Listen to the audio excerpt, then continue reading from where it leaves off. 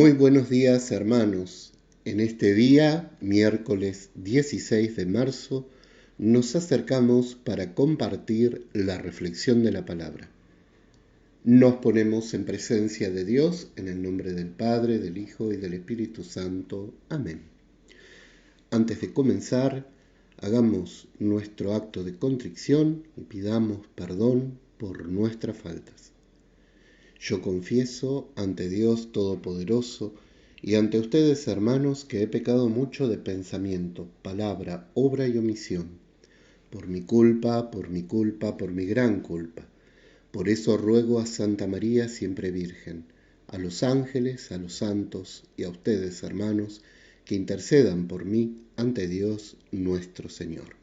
Amén. Tu palabra, Señor, es viva y eficaz. Anuncio del Evangelio de nuestro Señor Jesucristo según San Mateo. El Evangelio de hoy, para aquellos que lo quieran leer, es Mateo capítulo 20, versículos 17 al 28. Cuando Jesús subía a Jerusalén, tomó consigo a los 12 discípulos aparte y les dijo por el camino: Miren, estamos subiendo a Jerusalén. Allí el Hijo del Hombre va a ser entregado a los jefes de los sacerdotes y maestros de la ley, que lo condenarán a muerte y lo entregarán a los paganos para que se burlen de él, lo azoten y lo crucifiquen, pero al tercer día resucitará. Entonces la madre de los Zebedeos se acercó a Jesús con sus hijos y se arrodilló para pedirle un favor. Él le preguntó: ¿qué quieres? Ella contestó: manda que estos 2 hijos míos se sienten, uno a tu derecha y otro a tu izquierda, cuando tú reines. Jesús respondió: no saben lo que piden. ¿Pueden beber el cáliz de amargura que yo voy a beber? Ellos dijeron: sí, podemos.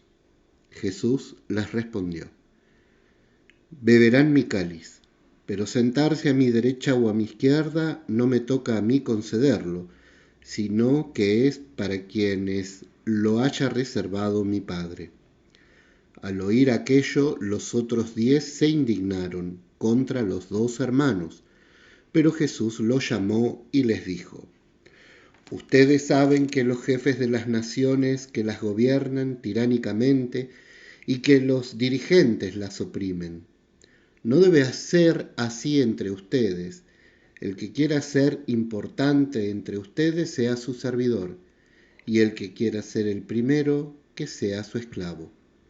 De la misma manera que el Hijo del Hombre no ha venido a ser servido, sino a servir y dar su vida en rescate por todos. Palabra del Señor. Gloria a ti, Señor Jesús. En el Evangelio que acabamos de escuchar, Jesús comienza relatando su pasión. Es el tercer anuncio de la pasión en el Evangelio de Mateo. Y es contando cómo deberá sufrir el Hijo de Dios, humillado y entregado, muerto, y que ha de resucitar entre los muertos al tercer día, donde irrumpe este personaje que hoy nos llama la atención: la madre de los Zebedeos con sus 2 hijos. Esta mujer pareciera ser que no está escuchando para nada lo que Jesús acaba de anunciar. Y si lo escuchó, da a entender que no le interesa ese anuncio. Está enfrascada en su mundo, en sus intereses, en sus gustos, en sus necesidades. Y estando hablando, Jesús irrumpe para pedirle por sus 2 hijos, para que en el reino de Jesús sus 2 hijos se sienten, uno a la derecha y otro a la izquierda. Frente a esta intervención, Jesús le responde con mucha paciencia y caridad, diciéndole que no le corresponde a él otorgar esos lugares, que le corresponde al Padre. Frente a esta situación, los demás apóstoles reaccionan y se enojan. Se enojan con estos dos hermanos. Se enojan, pero no es porque no están entendiendo lo que Jesús acaba de anunciar, sino porque estos dos hermanos con su madre los han primereado. Ellos también quieren ocupar lugares importantes en el reino de Jesús. No porque entiendan el reino de Jesús como un reino celestial, sino porque ellos piensan que Jesús, llegado a Jerusalén, será proclamado rey y ellos serán sus funcionarios reales. Y están en pugna por ver quién de ellos será el más importante. Esto es lo que acontece en este relato. Este relato que nos describe tan bien, tan bien. Lo primero que podemos notar como una consecuencia para nuestras vidas y nos llama a la reflexión es la actitud de esta madre. Esta madre que está enfrascada en sí misma, que no escucha lo que Dios está diciendo porque Jesús es Dios. Está demasiado encerrada en sí, en sus intereses y en sus gustos, y no puede, por lo tanto, escuchar lo que Dios está anunciando. ¿Cuántas veces nos habrá pasado esto a nosotros? Que no podemos escuchar lo que Dios tiene para decirnos. Que queremos imponerle a Dios lo que nosotros queremos. Primer hecho que debemos tener en cuenta. Segundo, llama la atención la actitud infantil de los zebedeos, por lo menos inmadura. Es la madre la que va a gestionar este lugar de privilegio. Es la madre. Y esto pone o sobresalta esta realidad del cuerpo apostólico. Una realidad que tiene que ver con inconsistencias humanas, con personas que no fueron elegidas por ser perfectas, como lo dice la misma palabra. La palabra de Dios nos dice que no vino por los perfectos, sino por los que el mundo tiene por nada. Y esto se nota. Allí comienza la iglesia a ponerse en marcha.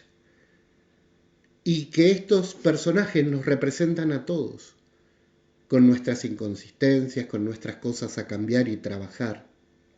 Y la actitud de los apóstoles, que no es mucho distinta de lo que hacen estos dos hermanos.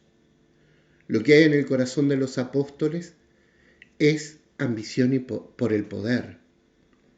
Pone en evidencia esta iglesia incipiente atravesada ya por esta realidad de pecado. Una realidad que a lo largo de los siglos, una y otra vez, la iglesia debió y debe mantenerse en permanente actitud de transformación y de cambio. Pensemos en el primer documento programático del Papa Francisco, la alegría del Evangelio. En ese documento el Papa Francisco le recuerda a los obispos, a los sacerdotes y a todo el pueblo fiel justamente esto. El servicio entre los cristianos en el corazón de la Iglesia, la autoridad debe ser entendida como servicio, como clave de entrega. Y el que quiera ser el primero, el más grande en el corazón de la Iglesia, debe hacerse esclavo de sus hermanos. Esta realidad, tan distinta a la realidad del mundo, es lo diametralmente opuesto a lo que el mundo nos propone cuando pensamos en autoridad o en poder, porque se asocia la autoridad con el poder. En el cristianismo debe ser el otro extremo. Debemos entender la autoridad como servicio, como entrega, como donación. Y muchas veces esto no se vive. Y no se vive en todos los niveles y en toda la estructura de la iglesia. No se vive entre los obispos, seguramente, no podemos generalizar, pero sí. No se vive entre los sacerdotes, no se vive en el pueblo fiel. Como dice San Ireneo de León, citando una frase que me gusta repetir porque me parece increíble, no se redime lo que no se asume.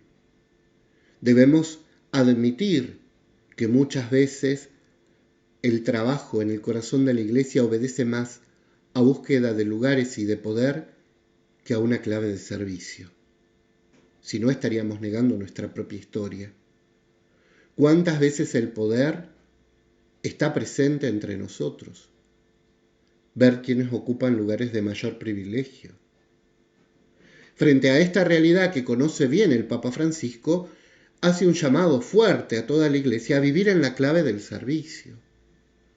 A los curas, a las monjas, a los religiosos, a los obispos, a todos los que ocupan lugares de consagración y lugares de mando, de trabajo, de jerarquía en el corazón de la Iglesia.